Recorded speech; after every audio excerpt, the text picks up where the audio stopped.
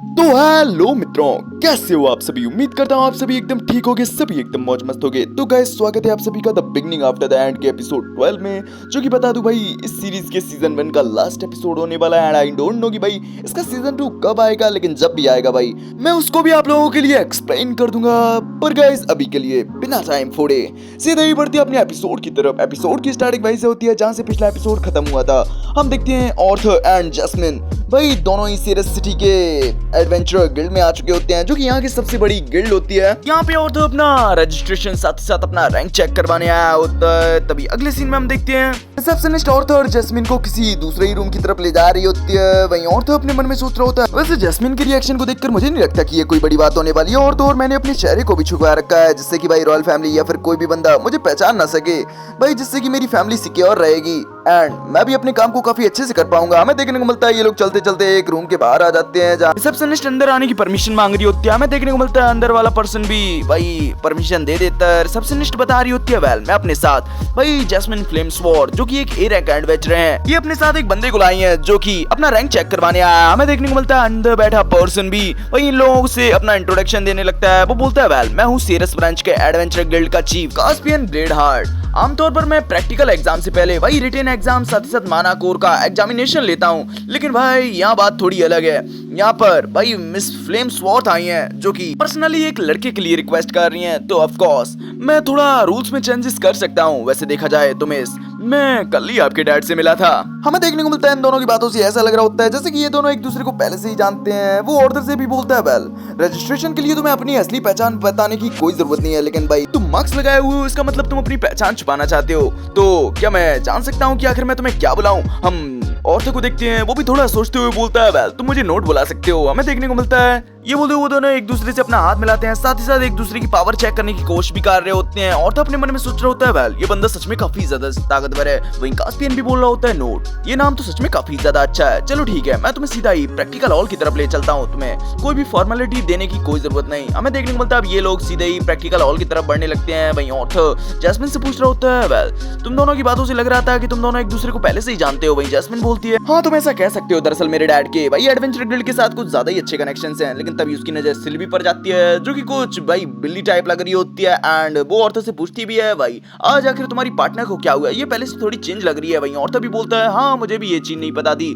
मुझे हाल ही में पता चला है कि अपने होलिये को थोड़ा बहुत चेंज कर सकती है। हमें देखने को मिलता है ये लोग चलते चलते भाई फाइनली प्रैक्टिकल हॉल के पास आ चुके होते हैं, जहाँ जैसे ये लोग दरवाजा खोलते हैं ना, देखने को मिलता है यहाँ पर तो काफी सारे बंदों की भाई प्रैक्टिकल चल रहा होता है, जहाँ एग्जाम ना एक लेडी को बता रही होती है, वेल तुम्हारा भाई माना एंड भाई स्पेल करने की स्पीड तो सच में काबिल तारीफ है, लेकिन भाई तुम्हारा डिफेंस काफी ज्यादा कमजोर है, इसी वजह से मैं तुम्हें सी रैंक देती हूँ। हमें देखने को मिलता है वो लड़की तो सी रैंक पावर कर भी काफी ज्यादा खुश होती है। वहीं ऑर्थर एंड बाकी सभी भी अपनी अपनी जगह पर बैठ चुके होते हैं। तभी ये नाम बोलने वाला बंदा अब दूसरे बंदे का नाम बोलता है, वेल अब नंबर है इलाइजा नाइट का, लेकिन तभी वो रुक जाता है एंड सभी से रुकने के लिए बोलता है एंड अपने बाकी सभी साथियों से बातचीत करने लगता है और सभी को बताता है, वेल हम लोगों ने भाई तय कर लिया है कि भाई इलाइजा नाइट एक बी रैंक एडवेंचर बनेगा। हमें देखने को मिलता है इस चीज को सुनकर तो वहां मौजूद सभी बंदे एकदम हिल जाते हैं कि क्या बी रैंक एडवेंचर, वो भी बिना एग्जाम दिए, भाई ये क्या गफला चल रहा है। वहीं अब अगला नंबर होता है किसी लूकस वाइक्स नाम के बंदे का, जो कि काफी ज्यादा एरोगेंट होता है एंड एग्जामिनर से बोल रहा होता है, वेल एग्जामिनर भाई अगर तुम चाहो तो मुझे तुम बिना एग्जाम दिए भाई ए रैंक में प्रमोट कर सकती हो, क्योंकि मैं अपनी क्वालिफिकेशन को देखकर बोल सकता हूँ कि भाई मैं इस चीज को डिजर्व करता हूँ। वहीं एग्जामिनर भी लाइक, ओ नाम लूकस वाइक्स, उम्र 11 साल, एक कॉन्जुरर जो कि भाई फायर एलिमेंट में काफी ज्यादा अच्छा है, साथ साथ अगर इसके माना स्टेज की बात की जाए तो तुम लाइट ऑरेंज पर हो, है ना। वहीं लूकस भी कुछ नहीं बोलता एंड बस अपनी पावर को शो कर रहा होता है। वहीं जैस्मिन भी इसकी उम्र एंड इसकी पावर्स को देखकर काफी ज्यादा हिली हुई होती है, वेल लाइट ऑरेंज सच में ये लड़का तो काफी ज्यादा टैलेंटेड है एंड ये तो पिछले वाले लड़के से भी छोटा है। वहीं और तो अपने मन में सोच रहा होता है, वेल इस लड़के के कान ये तो एकदम एल्फ्स की तरह है, क्या ये भी एक एल्फ ही है। हमें देखने को मिलता है भाई लूकस तो बिल्कुल भी अपने टाइम को बर्बाद नहीं करता एंड अपने फ्लेम से भाई एक अजीब से ही क्रिएचर को बना लेता है एंड एग्जामिनर पे अटैक करने के लिए उसे छोड़ देता है। लेकिन हम एग्जामिनर को देखते हैं, वो भी भाई उस फ्लेम के क्रिएचर को भाई अपने अर्थ एलिमेंट का यूज करते हुए चट्टानों के बीच में कैप्चर कर लेती है। हमें देखने को मिलता है तभी लूकस अपनी एक काफी बड़ी फायरबॉल टाइप अटैक को रेडी कर लेता है, जिससे कि भाई काफी सारी फ्लेम की छोटी छोटी बॉल्स भाई नीचे गिर रही होती हैं एंड भाई काफी ज्यादा डिस्ट्रक्शन मच रहा होता है। वहीं और तभी अपने मन में सोच रहा होता है, वेल ये अटैक तो सच में काफी ज्यादा बड़ा है, लेकिन क्या ये भाई इसको कंट्रोल कर पाएगा। एंड जैसा कि ऑर्थर को लगा होता है भाई लूकस को इसको को कंट्रोल करने में काफी ज्यादा प्रॉब्लम आ रही होती है एंड ये अपने ही अटैक से काफी ज्यादा घबरा भी रहा होता है। वही इस चीज को एग्जाम ने भी नोटिस कर चुके होते हैं एंड बोल रही होती है वेल ये लड़का भी ना, ये बोलते वो अपनी earth and wind type attack को यूज करते हुए भाई लूकस के अटैक को एकदम बेकार कर देती है। वही लूकस तो जमीन पर डला हुआ होता है। वही एग्जाम ने तो लूकस की तारीफ कर रही होती है कि सच में मिस्टर लूकस आपकी माना कैपेसिटी साथ ही साथ आपका एडवांस मैजिक स्पेल्स तो काफी ज्यादा कमाल के हैं, आप इनके साथ काफी आगे तक जा सकते हैं। लेकिन हम देखते हैं लूकस को तो ये अपनी बेइज्जती लग रही होती है, इसी वजह से वो एक स्नेक अटैक कर देता है एग्जामिनर पर। लेकिन हम देखते हैं एंड टाइम पर वही और तो अपनी स्वॉर्ड से भाई उसके अटैक को एकदम बेकार कर देता है, जिसे देखकर तो भाई लूकस की और भी ज्यादा सुलग जाती है कि भाई कौन है बे जो कि मेरे एग्जाम में दखल दे रहा है। वही वो नाम बोलने वाला नाइट बोलता है वेल इसने कोई भी दखल नहीं दिया है, तेरा एग्जाम बहुत पहले ही खत्म हो चुका था, लेकिन फिर भी तू पीछे से स्नेक अटैक कर रहा है, ये बिल्कुल भी ठीक नहीं है। वही एग्जाम ने भी बोलती है हाँ तुम्हारा पोटेंशियल भी ठीक है, साथ ही साथ तुम्हारी क्वालिफिकेशन भी काफी अच्छी है, लेकिन भाई तुम्हारी ये हरकत सच में काफी ज्यादा बुरी है। चलो ठीक है तुम्हारी क्वालिफिकेशन को देखते हुए अभी के लिए मैं तुम्हें एक बी रैंक का एडवेंचर बनाती हूँ। हमें देखने को मिलता है ये चीज भाई लूकस को बिल्कुल भी पसंद नहीं आती, लेकिन हमें देखने को मिलता है एग्जाम ने अपने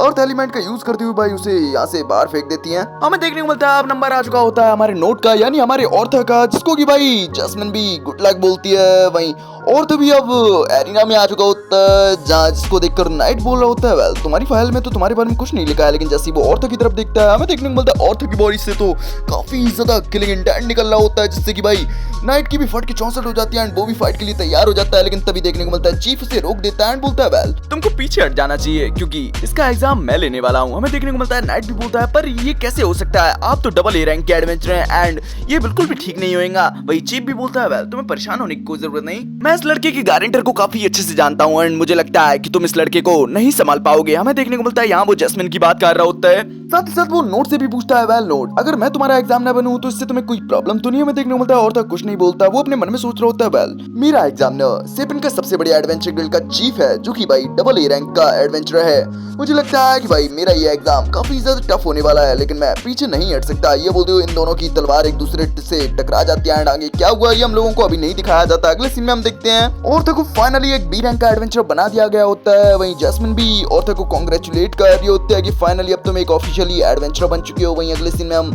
चीफ के ऑफिस का सीन देखते हैं जहां भाई लेडी एग्जामिनर साथ ही साथ वो नाइट भी मौजूद होते हैं जो कि बोल रहे होते हैं वेल एक ही दिन में इतने सारे बी रैंक के एडवेंचर, भाई आखिर क्या चल रहा है, वो भी सबके सब बच्चे यार हमारे देश में इतना सारा टैलेंट कहाँ से आ गया बे। वहीं चीफ बोलते हैं देखो क्या तुम लोगों को पता है कि 6 महीने पहले सीरस सिटी में क्या हुआ था। लेडी एग्जामिनर बोलती है आपका कहने का मतलब भाई तीनों ही स्पीसीज के नौजवानों के दरमियान के मुकाबले से तो नहीं है। वहीं चीफ भी लाइक हाँ तुमने एकदम सही कहा, उसी दौरान भाई हमारे किंग ने अदर नेशन के हमारे नेशन में एडवेंचर वाली पाबंदी को हटा दिया था, अब अदर नेशन के लोग भी हमारे नेशन में भाई एडवेंचर बन सकते हैं। हमें देखने को मिलता है इस चीज को सुनकर तो दोनों ही लोग काफी ज्यादा हिले हुए होते हैं कि इसका मतलब यानी कि जो बच्चे एग्जाम देने आए थे उसमें ज्यादातर एल्फ्स और ड्राफ्ट्स भी थे। चीफ भी लाइक हाँ तुम ऐसा कह सकते हो, लूकस वाइट्स वो एक हाल्फ एल्फ है एंड वो शेपन में ही रहता है। वेल उसका जन्म कैसे हुआ इसकी कोई जानकारी नहीं है, लेकिन मुझे लगता है उसकी मॉम एक एल्फ स्लेव थी। और वैसे भी काफी समय से विकस फैमिली के खिलाफ काफी सारी अफवाहें फैल रही हैं, जैसे कि वो अपने लिए ताकतवर बच्चों को जन्म देने के लिए काफी सारे गलत तरीकों का इस्तेमाल करते हैं। हमें देखने को मिलता है इस चीज को सुनकर तो अब ये दोनों भी कुछ नहीं बोल पाते, तभी ये एलाइजा नाइट के बारे में बोलते हैं वेल उसके बारे में अभी तो ज्यादा जानकारी नहीं है, फिर आपने आखिर उसको काय को बी रैंक का एडवेंचर बना दिया। तभी चीफ बोलते हैं क्योंकि भाई उसके पीछे का बैकग्राउंड कुछ ज्यादा ही स्ट्रॉन्ग है एंड जिनसे कि मैं भी पंगा नहीं लेना चाहूंगा। चलो मैं तुम्हें अच्छे से समझाता हूँ। दरअसल काफी समय से ड्राफ्ट्स किंगडम ने एक इंसानी बच्चे को पाला पोसा है एंड वो बच्चा कोई और नहीं बल्कि इलाइजा ही है एंड उसे वहाँ के रिप्रेजेंटेटिव के तौर पर भेजा गया है ताकि वो यहाँ के लोगों से भाई घुल मिल सके। लेकिन अगर तुम लोगों को सच बताऊं तो अभी भी ये सब मेरा अंदाजा ही है। हमें देखने को मिलता है इस चीजों को सुनकर तो भाई वो दोनों ही एकदम हिले हुए होते हैं। तभी लेडी एग्जामिनर बोलती है सच में यार फाउंडेशन हटते ही भाई कितना सारा टैलेंट हमारे किंगडम में आ रहा है। आई डोंट नो कि भाई फ्यूचर में हमारे किंगडम का क्या होने वाला है, लेकिन भाई चीफ मुझे ये बताइए कि आखिर आपने उस मुखौटे वाले पर्सन का खुद से एग्जाम काय को लिया, यहाँ भाई हमारे औरतों की बात चल रही है। चीफ बोलते हैं दरअसल अगर तुम लोगों को सच बताऊं तो इस लड़के के बारे में हम लोगों के पास लूकस एंड एलाइजा से भी कम जानकारी है एंड मैं भी इस लड़की के बारे में पर्सनली कुछ भी नहीं जानता, सिवाय इसके कि उसकी गारंटी भाई फ्लेम स्वॉर्ड फैमिली से कोई है जो कि भाई किंगडम के नंबर 1 फायर सोर्स रहे हैं। तभी नाइट बोलता है शायद इसी वजह से उसकी फायर पावर इतनी ज्यादा स्ट्रॉन्ग थी। तभी चीफ बोलते हैं नहीं उसकी फायर मैजिक इतनी ज्यादा स्ट्रॉन्ग नहीं थी जितनी की उसकी स्वॉर्ड स्किल कमाल की थी। हमें बातों ही बातों में इन लोगों की भाई टेस्ट वाली बैटल का भी सीन दिखाया जाता है जहाँ चीफ अभी भी ऑर्थर के बारे में बता रहे होते हैं कि इसकी मूवमेंट भाई अनस्टेबल थी, शायद ये अभी भी अपनी स्वॉर्ड स्किल्स को सीख रहा है, लेकिन अगर ये एक बार अपनी स्वॉर्ड स्किल को मास्टर कर लेता है तो सच में यार ये काफी तगड़ा सा मॉन्स्टर बनने वाला है। हमें देखने को मिलता है इन दोनों के दरमियान सब स्वॉर्ड फाइट चल रही होती है जो कि काफी कमाल की चल रही होती है। वहीं ऑर्थर अपनी स्वॉर्ड के साथ अपनी फ्लेम मैजिक को भी मर्ज करके फाइट कर रहा होता है, जिससे कि चीफ को हल्की फुल्की प्रॉब्लम तो हो रही होती है, लेकिन इतनी भी नहीं कि भाई वो हार जाए। हमें देखने को मिलता है वो अपने विंड मैजिक का यूज करते हैं एंड ऑर्थर को पीछे ढकेल देते हैं एंड ऑर्थर को एडवाइस कर रहे होते हैं कि बच्चे तुम्हें ओवर कॉन्फिडेंस में नहीं आना चाहिए। हमें देखने को मिलता है ऑर्थर भी पीछे करते हुए उनकी एडवाइस को काफी अच्छे से सुन रहा होता है एंड इसी के साथ ऑर्थर हार चुका होता है। तभी हमारा सीन शिफ्ट होकर हमारे प्रेजेंट टाइम के ऑर्थर पे आ जाता है, जहाँ वो भी इन्हीं सभी बातों के बारे में सोच रहा होता है। जैस्मिन बोलती है वेल क्या हुआ ऑर्थर, तुम थोड़े खोए खोए लग रहे हो। हम ऑर्थर को देखते हैं, वो भी लाइक कुछ नहीं। हमें देखने को मिलता है ये लोग यहाँ से जाने लगे होते हैं। ऑर्थर अपने मन में सोच रहा होता है वेल कास्पियन के साथ लास्ट डुअल में भाई मुझे एक चीज तो पता चल गई, मुझे इस दुनिया की कुछ ज्यादा ही आदत हो गई है, जिससे कि इस दुनिया की हासिल की हुई पावर में मैं कुछ ज्यादा ही खो गया हूँ। इतना कि मैं अपनी पिछली लाइफ की ट्रेनिंग को भी भूलने लगा हूँ, जिसने कि मुझे बेशुमार ताकत दी थी। लेकिन तभी ये अचानक से भाई इलाइजा से टकरा जाता है। वही इलाइजा भी लाइक ओ ये तो तुम हो नोट, वेल जिस तरीके से तुमने उस अटैक को रोका था वेल ये लापरवाही थी, लेकिन अगर तुम कुछ नहीं करते तो मैं कर देता। यहाँ ऑर्थर द्वारा लूकस के अटैक को रोके जाने वाली बात हो रही है। तभी देखने को मिलता है वहाँ पर लूकस भी आ चुका होता है, जो कि बोल रहा होता है वेल क्या यहाँ पर भाई बी रैंक के एडवेंचरर की भाई मीटिंग वगैरह चल रही है, अगर चल रही है तो भाई मेरे को काहे नहीं बुलाते हुए। तभी ऑर्थर ताना देते हुए बोलता है वेल हमने किसी रूल तोड़ने वाले लड़के को यहाँ आने से नहीं रोका है। हमें देखने को मिलता है इस चीज से तो भाई लूकस की और भी ज्यादा सुलग जाती है कि भाई तू कुछ ज्यादा ही नहीं उड़ रहा है बे। हमें देखने को मिलता है जैस्मिन भी इन्हें रोकने के लिए आगे आने लगती है, लेकिन भाई वो आ पाती है उससे पहले ही वहीं आसपास के लोग भी इन लोगों को देखने लगते हैं। वो बोल रहे होते हैं वेल ये लोग तो वही टैलेंटेड बंदे हैं ना जो कि भाई आते साथ ही भाई बी रैंक के एडवेंचरर बन गए। सच में यार ये लोग तो कुछ ज्यादा ही टैलेंटेड है। मुझे लगता है कि अब हमारा सेपेन किंगडम कुछ ज्यादा ही तरक्की करने वाला है। हमें देखने को मिलता है अब इन लोगों को भी थोड़ा अजीब लगने लगता है। वहीं इलाइजा भी बोलता है वेल मुझे लगता है अब तुम लोगों को शांत हो जाना चाहिए क्योंकि सबका ध्यान हम पर ही है। हमें देखने को मिलता है अब लूकस भी शांत हो जाता है। वो बोलता है वेल लड़के कोशिश करिए कि जैसे तूने आज हरकत की वैसे दोबारा ना हो, नहीं तो अगली बार मैं तुझे बिल्कुल भी नहीं छोड़ने वाला। हमें देखने को मिलता है और तभी एकदम शांत होता है। वहीं जैस्मिन बोल रही होती है वेल मुझे लगता है अब हमें भी चलना चाहिए। वहीं और तभी लाइक वेल कहाँ।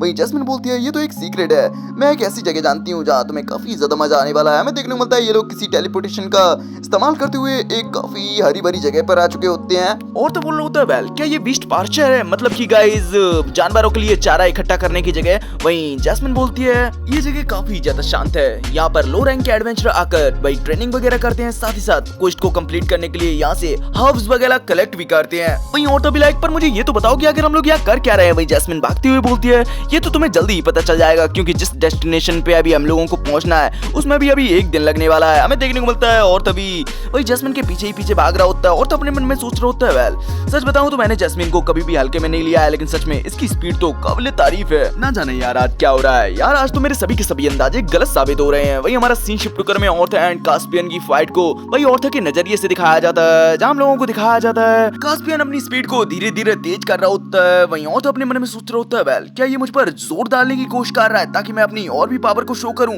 वेल अगर ये यही चाहता है तो यही ठीक, मैं अपनी स्वॉर्ड को फार से एकदम कवर करके इस बंदे पर अटैक करूंगा एंड ये करता भी ऐसा ही है एंड कास्पियन पर अटैक करने के लिए आगे बढ़ने लगता है। लेकिन जैसा कि हम लोगों ने थोड़ी देर पहले देखा था कास्पियन ने अपने विंड मैजिक का इस्तेमाल करते हुए वही ऑर्थर को पीछे ढकेल दिया होता है एंड बोला होता है वेल बच्चे तुम कुछ ज्यादा ही ओवर कॉन्फिडेंस में आ रहे हो। वहीं ऑर्थर भी हारते हुए अपने मन में सोच रहा होता है आखिर मैंने कहाँ गलती कर दी, आखिर मुझसे कहाँ गलती हो गई थी। हमें देखने को मिलता है तभी अपना सीन शिफ्ट होकर प्रेजेंट में आ जाता है, जहाँ आसपास काफी अजीब तरीके के धमाके वगैरह होने लगते हैं। हमें देखने को मिलता है ये धमाके नहीं बल्कि एक बीस्ट होता है जो कि आसपास के पेड़ों को उखाड़ते हुए वही यहाँ मौजूद लोगों पर अटैक करने लगता है। कुछ को तो भाई ये जिंदा ही निकल जाता है। भाई ये पिग दिखने में तो भाई बोर टाइप लग रहा होता है, लेकिन भाई इसकी जुबान तो भाई एक फ्रॉगी टाइप होती है, मतलब कि कुछ ज्यादा ही लंबी हो रही होती है। हम ऑर्थर एंड जैस्मिन को देखते हैं, वो लोग तो भाग रहे होते हैं एंड भाई इन लफड़ों में नहीं पड़ना चाह रहे होते हैं, लेकिन तभी इन लोगों की नजर एक कैरेज पर जाती है, जिससे कि ये लोग भी समझ चुके होते हैं कि अच्छा लगता है ये लोग ही इसी बीस्ट को यहाँ पकड़ कर लाए हैं। लेकिन अचानक से ये इन लोगों के चंगुल से भाग निकला, लेकिन तभी देखने को मिलता है ये बोर टाइप बीस्ट वही इन्हीं लोगों की तरफ बढ़ने लगता है, जिससे कि भाई ये लोग भी थोड़े घबरा से जाते हैं कि यार अब हमें क्या करना चाहिए। लेकिन इतने में ही वो भी इन लोगों पर अटैक कर देता है, जिससे जैसे कि ये लोग बाल वाले एक दूसरे से बचते हैं। हम देखते हैं औरतें भी फाइट के लिए तैयार होता है, लेकिन जैस्मिन उसे रोक देती है एंड अकेले ही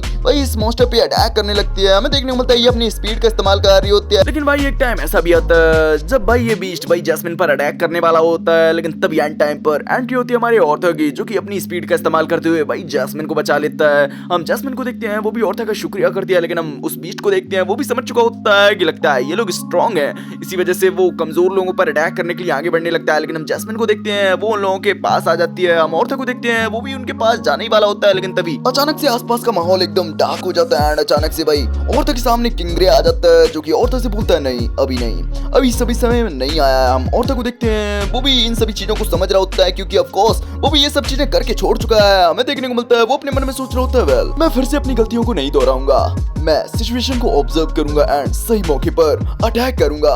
हमें देखने को मिलता है जैसे ही उसे सही मौका मिलता है वो फौरन ही भाई अटैक करने के लिए आगे बढ़ जाता है एंड भाई अपनी स्वॉर्ड पर एक काफी तगड़ी सी फ्लेम को एक्टिवेट करते हुए भाई इस बीस्ट पर एकदम सब करते हुए अटैक कर देता है, जिससे कि भाई पल भर में ही ये मॉन्स्टर एकदम ठिकाने लग चुका होता है। हमें देखने को मिलता है मां मौजूद सभी लोग भाई औरतों को देखकर एकदम हिले हुए होते हैं कि यार आखिर ये लड़का कौन है, इस लड़के ने तो अकेले इतने बड़े मॉन्स्टर को ठिकाने लगा दिया। हमें शाम का सीन दिखाया जाता है जहाँ इस ठिकाने लगे हुए मॉन्स्टर को ले जाया जाने लगा होता है। वही जैस्मिन भी भाई औरता का मास्क हटाकर औरता की गाल खींचने लगती है कि यार सच में यार तूने तो भाई कमाल ही कर दिया बे, तुमने सिचुएशन को काफी अच्छे से ऑब्जर्व किया एंड मौका देखकर अटैक किया। वही औरत भी लाइक यार मुझे बच्चों की तरह ट्रीट करना बंद करो। वही जैस्मिन को तो औरत की फिक्र हो रही होती है, वो बोलती है औरत मैं चाहती हूँ कि तुम इस टाइप के हालातों को देखकर थोड़ी घबराओ, ना कि भाई ब्रेव लोगों की तरह भाई अटैक करने के लिए कूद जाओ। हमें देखने को मिलता है औरत भी समझ नहीं पा रहा होता कि आखिर ये कहना क्या चाहती है बे, यार कोई मुझे बताएगा कि आखिर अब मैंने कहाँ गलती कर दी। लेकिन यहाँ तो बस जैस्मिन को औरत की फिक्र हो रही होती है, इसी वजह से वो ऐसा बोल रही होती है। लेकिन अपना सीन शिफ्ट कर में रात का सीन दिखाया जाता है जहाँ जैस्मिन औरत को अपने बारे में बता रही होती है कि वेल